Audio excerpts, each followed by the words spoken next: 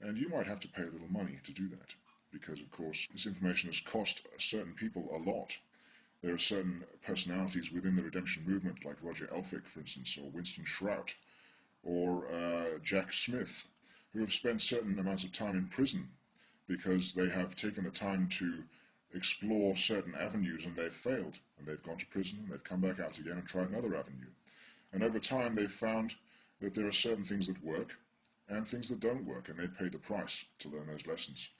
As you're looking into this redemption process, you'll find a lot of disinformation about these characters, and more often than not, these characters will be made out to be criminals. They went to prison because they tried this stuff. You see, it doesn't work. This is all nonsense. It's a big scam. So don't you try it, because that's where you'll end up too. And so what I recommend you do is to go to certain sites and decide for yourself whether you think it's worth spending the money to find out this information. You might find some of the videos on Google Video. I will put a few links up here so that you can have a good look and decide for yourself.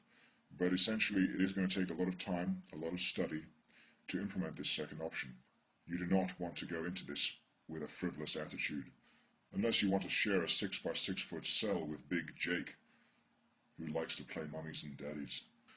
So you're registered, and a foreign situs trust is created, and your birth certificate bond is floated on the market, and it starts to accumulate money, and that money goes into this foreign situs trust. And then once you reach the age of 14, 15, 16, 17, whatever country you're in, you will sign a national insurance or a social insurance contract. And in doing that, you are handing over your rights to access that trust to the government. The foreign situs trust is subrogated, and a new trust is created, called a Sister K trust. And that is the trust that the government access in order to fund wars and all of their other nefarious little activities. Now, I'm pretty sure that the average Joe in the government doesn't know anything about these trusts, but I'm pretty damn sure that the Secretary of Treasury knows all about them. So if you want to ask someone some questions, he's the man to write to. You might have to try a little waterboarding to get the answers out of him. Now, we are going to take control of that trust, because you are the only contributing beneficiary. In other words, you are the only person that puts anything into that account of any substance. Of course, when you're on the dole, or when you're claiming unemployment benefit, that is where the money comes from this account. Now, one person I highly recommend that you look at is a chap called Winston Shrout, and he has a website called solutionsincommerce.com. I'll put a link up for you. I found his information to be very accessible and very clear and articulate. Now, there's also another chap that I recommend you listen to, and he is Sam Kennedy, and I believe he broadcasts on the Republican Radio Network, or the We the People Radio Network. I'm not 100% sure, but I'll find out and put a link up for you. Both of these gentlemen add the caveat to their material that it is for entertainment and educational purposes only, for obvious reasons. Only solicitors and lawyers are licensed by the bar to give legal advice, and they are neither. They're just men who have discovered weak bars in the cage and are teaching us how to bend them in order to achieve the freedom we desire. Now, if you haven't figured it out just yet, I'm not a lawyer either. I'm not giving you legal advice. So going to the government and saying the anti-terrorist told me to say this is only going to get you in that 6 by 6 foot cell with Big Jake, playing mummy, probably.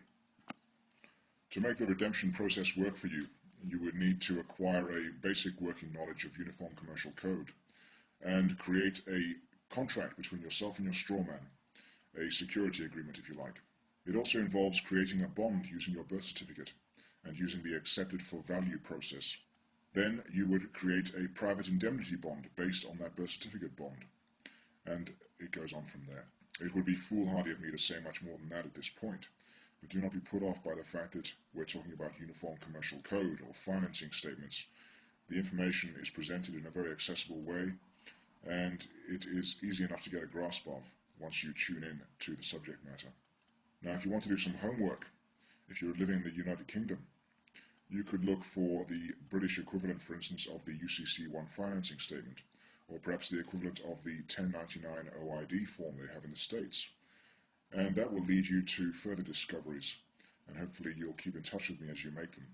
I'm always open to conversations on this subject, but please don't ask me questions on how to go about this process. As I've said, I'm not in a position to give that information to you. Now, the freeman route and the redemption route are not mutually exclusive. they can be combined into a very powerful tool. Dr. Sam Kennedy, for instance, operates as a sovereign, but then comes into and plays around with commerce whenever he wants to. Once you get a good understanding of both methods, you could see how they would click into place and fit together quite nicely, effectively allowing you to check in and out of the system at will, a little like Neo in the Matrix, if you like. And that brings me to the third remedy, and it's one that very few people are considering, but I believe it's going to be the only solution possible for our survival in future. And that is the solution that is offered by someone called Arthur Christian, and his website is called loveforlife.au. And what he proposes is that we start creating new communities and just checking out the system altogether. What he terms as community immunity would seem to me to be a very plausible and tangible solution to the corporate control we're all suffering under. You can get a good idea of what he's trying to instigate by going to his site and reading some of his documents. Now, by his own admission, he's not a man of few words, and there is a lot of repetition in some of his documents. But I think it's important that you read them and get a sense of what he's trying to achieve, because in my humble opinion, it's exactly what we need to do. We need to break away from the system and start over. How does that grab you? A fresh start. None of this police state nonsense. None of this corrupt government nonsense. I don't know, it sounds pretty good to me. If I were you, I'd go and have a look at the site and form your own opinion. Is it madness? Is it really? Surely it's got to be better than what we're living through right now. Leaders chosen without your consent, being forced into massive unions by stealth politics, governments spending money that's not theirs, governments using your sweat equity to fund wars. We really do need a fresh start. Correct me if I'm wrong. I'm open to those emails. See, what I like about this solution is that it's based in fact. It's based in substance. The previous two solutions are all very well, but you're dealing in the world of fiction. Even with a free man route, you're having to write letters to a legal fiction every time you want to claim a right.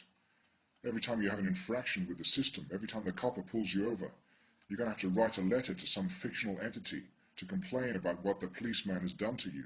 When you capture your Strawman, you're going to have to fill in a UCC1 financing statement. You're going to have to write out bonds.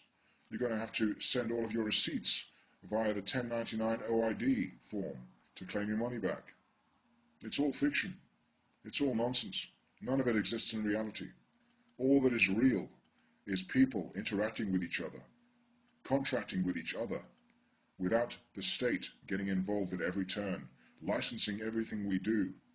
When you're dealing in fiction, you're taking a risk because they know more about the fiction than you do.